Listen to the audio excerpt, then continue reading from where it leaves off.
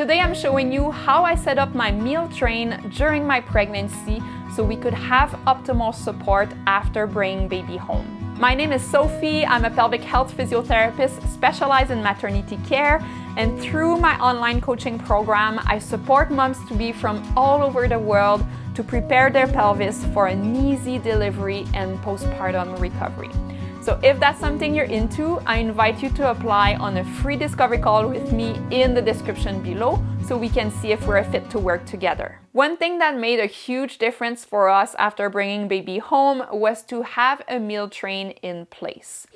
That means our friends and family members were dropping off meals at our place every day for 2 full weeks. Amazing, right? And just having that off our shoulders made such a difference. And we also got to eat delicious food every day instead of snacking or doing quick meals that might not have been as healthy. So in today's video, I want to show you exactly how I set up my meal train and what I wrote in it, just to give you some ideas and maybe that will inspire you.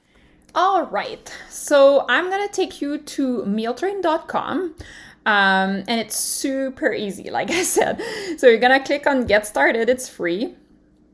And then you can start a meal train right away.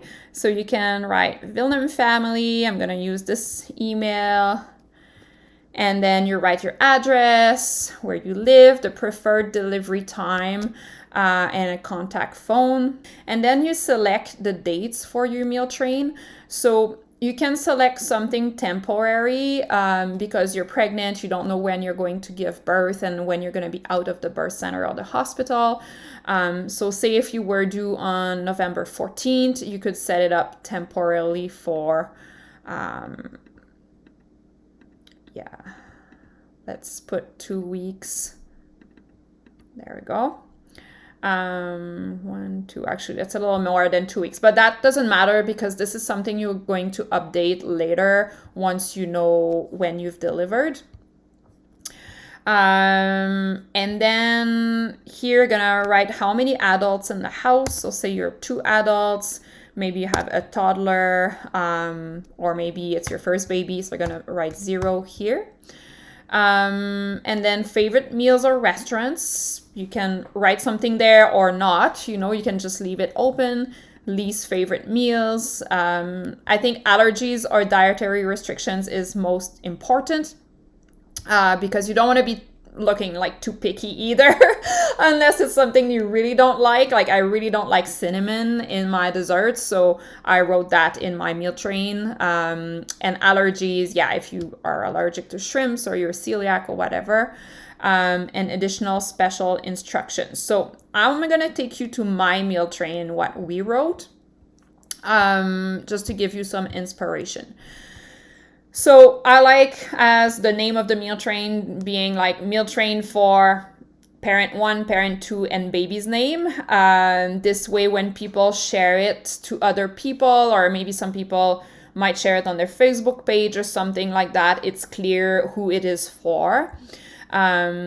We didn't end up using Facebook to promote our meal train because we wanted to select just the close family members and friends, but that is up to you. If you're like, well, no, whoever wants to come and deliver a meal can come, then you can do it more like a public thing, right? And then this you can complete as well. About this meal train page, 2 weeks meal train for whoever is in your family. Then we've discussed this already. Preferred delivery time, if you have one. We liked having our meals delivered between 4 and 6 because we knew we were going to be up at that time. And if people are delivering their meals hot, we wanted to eat them for dinner. So it made sense to do it around that time. But, you can write any time as well if you don't care about that. And here is what I wrote in the special instructions. So that's where you might take some inspiration. So I wrote, hi everyone, parent 1, parent 2, and baby's name. So our names are home and settling into their new family life. We are organizing a meal train to give them a hand for the first 2 weeks, as we know they will be busy with baby care and needing lots of rest. So I wrote it that way because it's actually a friend of mine who shared my meal train once we gave birth. I wanted someone else to share the meal train because I knew that I might be overwhelmed and tired after birth.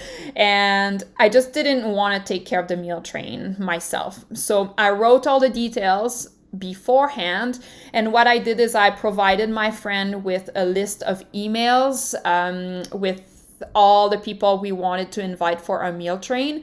And when we gave birth, I just sent a text to that one friend saying, here's the dates that we want. And I gave her access to my meal train on mealtrain.com because you can add some more organizers if you want. And so all she did was to update the dates and send it to the people I had asked her to send it to. So it was really easy for me. One text, I didn't have to share the link with everybody. But if you don't mind doing that, or maybe your partner can do it, then it's up to you. So that's why I wrote it like this, because it was not us sharing it, but someone else. Anyways, so here's how you can help. Number 1, pick a date in the calendar for your meal drop-off. Number 2, specify what you're going to bring for the main course so we make sure we get a variety of meals. And I wrote fresh sides are super appreciated too, because I've heard of people just getting lasagnas every day in meal trains because it's like a super easy meal for people to make, but it's nice to eat other things than lasagnas too. So it's nice when okay, this person's bringing kebabs and there's already a meal of pasta on that day, so maybe I'm gonna make something else. And fresh sides are really nice, right? Like a nice fresh salad or some vegetables. And again, that is something you can write or not, depending. Snacks for the breastfeeding mama are also in high demand: muffins, energy balls, fruit salad, and soups if you lack inspiration. So that was just a note that if someone didn't want to make a meal, but they wanted to just drop some food off of any nature, they were welcome to as well.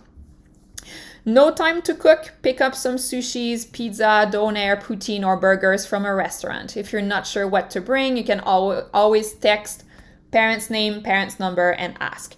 I had written my partner's name and his number because, again, I didn't want to deal with any communication after birth. I knew that I would be quite tired and busy. So he was kind of the go-to contact for that. But it's just like, not everybody is a good cook or wants to cook or has the time to cook. So it was just a note that everybody was welcome to participate in any way, and just saying, it's okay if you want to just pick something from the restaurant. I'm just gonna turn off my email here so we don't get pop-up emails from my clients. Number 4, at your delivery date, drop your meal off in the cooler by the door between 4 and 6 and text parent's name, parent's number to let them know that your meal has been delivered.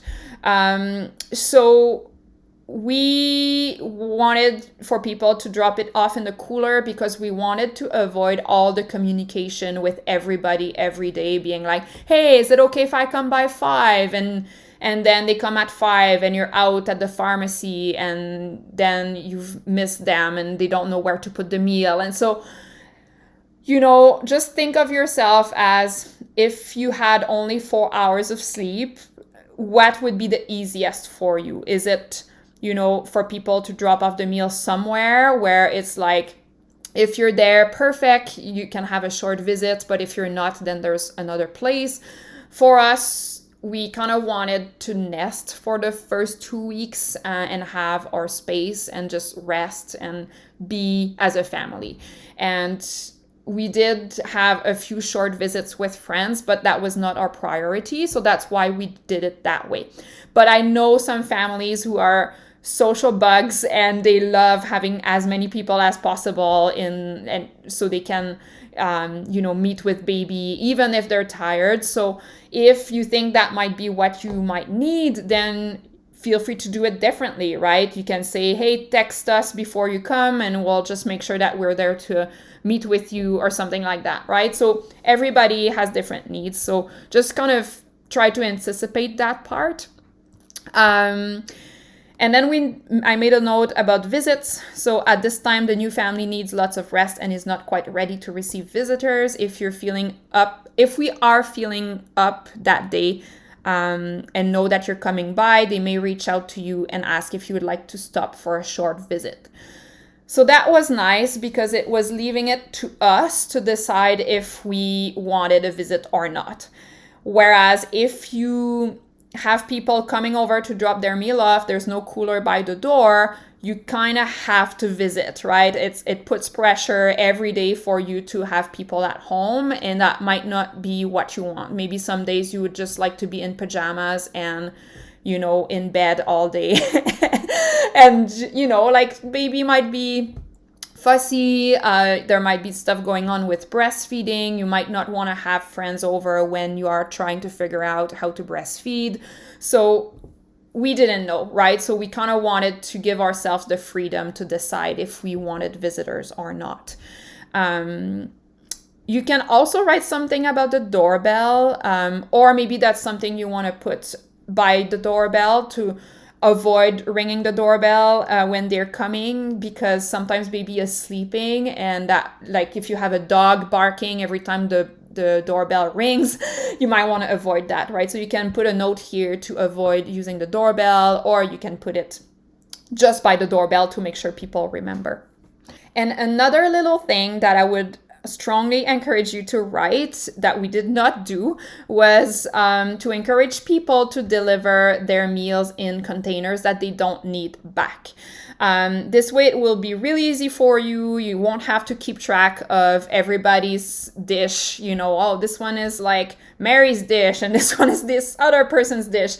Because that was one thing that we had to manage after. It was like, okay, like next time we go in that neighborhood, we should bring this thing back to that person. And it's just an extra piece for you to manage that could be taken care of if people were just using like, aluminum containers or like cheap plastic things that they don't need back. Other ways you can help. So that can be super helpful. Your meal train can be a good way to communicate your needs to your loved ones, other than meals, right? So we said going for a hike or a mountain bike ride, pick up Duke or Timber so they can exercise. Just make sure you text parents' name, parents' number before dropping by.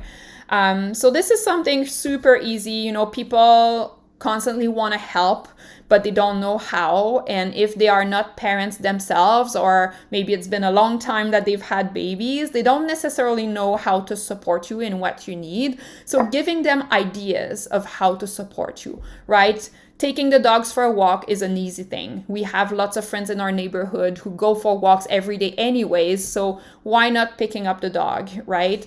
So that was really helpful. A lot of people took us up on that. And then I wrote, going through town on your way to Riverdale, text this person, this number, to ask if they need anything from town. So that was a good opportunity. If someone was already going to the grocery store before stopping by, oh, well, we need some milk, we need this or that, right? We might need something at the pharmacy. So we didn't end up using that a lot because my partner was able to do our errands. But if you are thinking you're gonna be maybe single parenting, your partner is going back to work, that can be a really nice thing for people to do. Then thank you so much for your help. So appreciated. If you're unable to participate, not to worry. So also making sure that you're not making people feel guilty for not being able to participate. Maybe they're away, and yeah, it's totally fine. So good to write that as well. Lee's favorite meals, I had written food with cinnamon and fish. Sophie is a picky eater. If you did not know yet, I am a really picky eater, and I'm allergic to seafood. So I wrote that here. So here's what it looks like once it's posted. I had put a little picture of our ultrasound, but you can put a picture of your actual baby once they're born, which I just didn't want to deal with that after.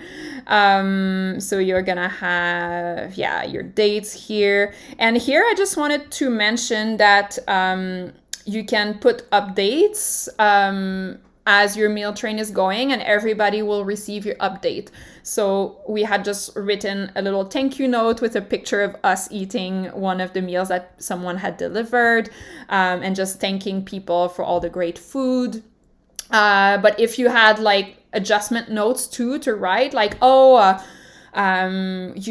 would like moving forward that you deliver your food in the cooler because you've changed your way of thinking about that, right? Maybe you were like really keen on visitors at first, and then you're realizing that you need that space. So, if there's anything that you need your people to know, then you can put some updates and it will be sent to everybody.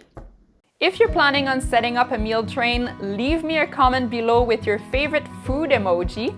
And I hope this gave you some inspiration, some ideas, and thanks so much for watching.